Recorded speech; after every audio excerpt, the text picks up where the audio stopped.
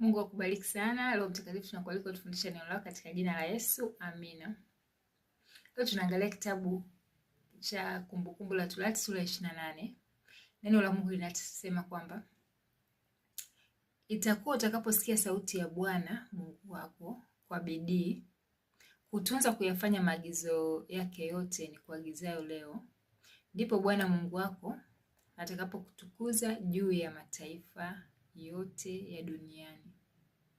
Amina. Watu wote tunahitaji baraka za Mungu. Kila mmoja wetu anahitaji baraka za Mungu.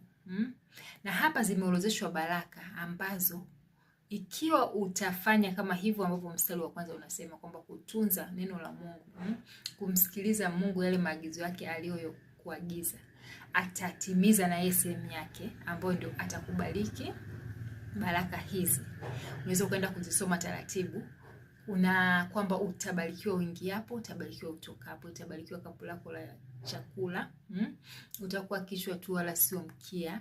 Kuna baraka nyingi zimeorozeshwa hapa. Bwana atamfanya adui yako kupigwa mbele zako. Akija kwa njia moja atatawanyika kwa njia 7. Kwa kuna baraka nyingi nzuri nzuri ziko hapa. Lakini kumbuka kwamba kuna hilo sharti katika mstari wa kwanza kwamba uiwapo utasikia na kutunza maagizo ya Bwana Mungu wako. Barikiwa.